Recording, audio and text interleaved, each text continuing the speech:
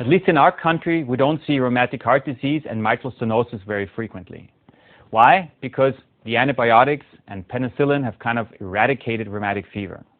Still, it's a problem in third world countries and many other countries. And it is also interesting from a historical point of view, because mitral stenosis was probably one of the first diagnoses which we were able to make with echocardiography. In this chapter, we'll talk about the background of rheumatic heart disease and mitral stenosis, and also on how to diagnose it. You'll see it's very simple. The diagnosis of mitral valve stenosis is actually pretty easy in the most cases. One look and you can see the hallmark of this pathology, doming of the anterior mitral valve leaflet. But there's much more to mitral stenosis. First, let's take a look at some facts. Mitral stenosis almost always is caused by rheumatic heart disease. Rheumatic fever involves the heart valves in 2/3 of cases. And since rheumatic fever varies very much from country to country and from continent to continent, we have a large variation in the incidence of mitral stenosis. Since rheumatic fever is less and less common in the Western world due to the antibiotics, we don't see it very frequently in countries like the US or Western Europe. But it is still fairly prevalent in countries like, for example, Mozambique or India. Which valves are usually involved? Well, actually, it's almost always the mitral valve which is involved, followed by the aortic valve, the tricuspid valve, and very rarely do we see pulmonic valve involvement. What other forms of mitral stenosis do we see aside from rheumatic heart disease? Well, stenotic annular calcification, especially in the older population, with approximately 12.5%. However, very rarely does stenotic annular calcification lead to severe mitral stenosis.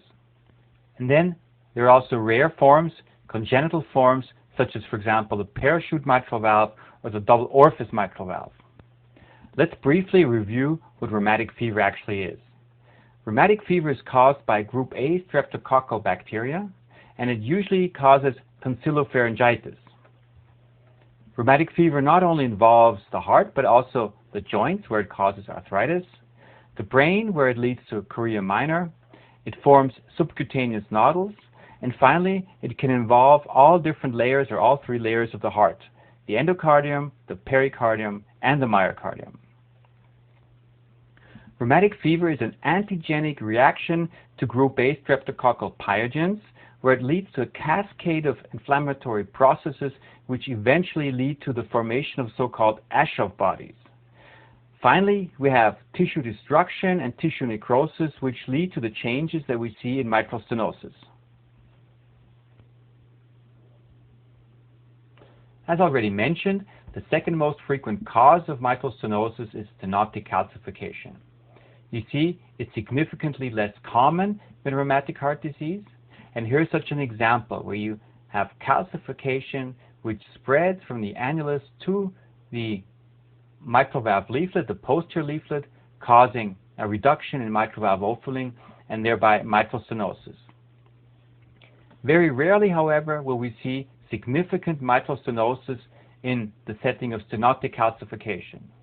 However, you have to be aware that even patients who have rheumatically affected valves can have secondary degenerative changes, and in the end stage it is often very difficult to say if the primary cause of stenosis was stenotic calcification or rheumatic heart disease.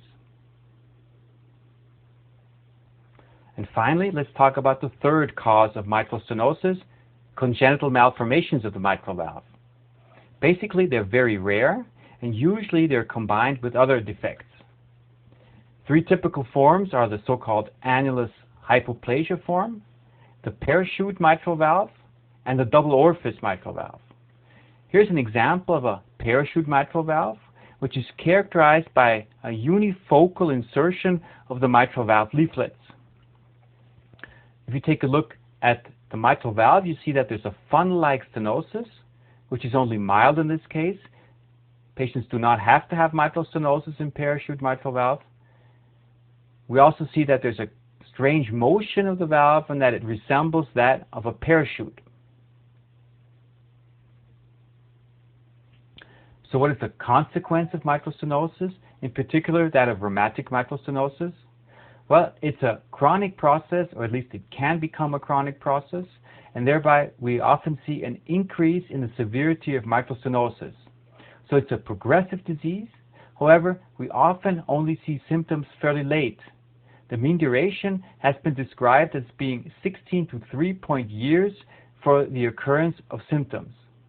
However, after 25 years, only 8% are still asymptomatic. So even if the progression is not as quick as that for aortic stenosis, it eventually leads to problems. The survival of the patient greatly depends on the degree of symptoms. If patients are mildly or almost asymptomatic, they have a very good prognosis. However, if patients are in New York Heart Association class 3 or 4, they definitely need some form of treatment. What are the hemodynamics behind mitral stenosis? Well, the problem is that we have obstruction to inflow to the left ventricle, and thereby we have a gradient between the left atrium and the left ventricle. This means that we have an elevated pressure in the left atrium, which translates to the pulmonary circulation, to the pulmonary capillaries, which leads to pulmonary congestion and in worst case even to pulmonary edema. And finally, we also have the development of pulmonary hypertension. What we also see is a reactive pulmonary component to pulmonary hypertension. For example, if you operate these patients for mitral stenosis, you will not infrequently still have residual pulmonary hypertension. The problems of the right heart that we see include tricuspid regurgitation and eventually even right heart failure. Because patients with mitral stenosis, as you will see, often have large atria, and because the pressure in the left atrium is usually increased, we not infrequently also see atrial fibrillation.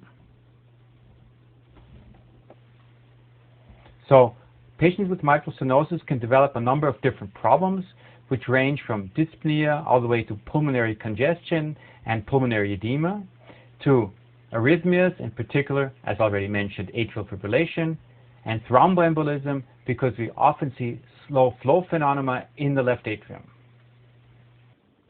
So this was some background information on mitral stenosis, in particular the hemodynamics, which will be very important when we look at the severity of mitral stenosis. But we haven't seen many image clips yet. It's time that we look at the echocardiogram and see how we can make the diagnosis and what we find in patients with mitral stenosis.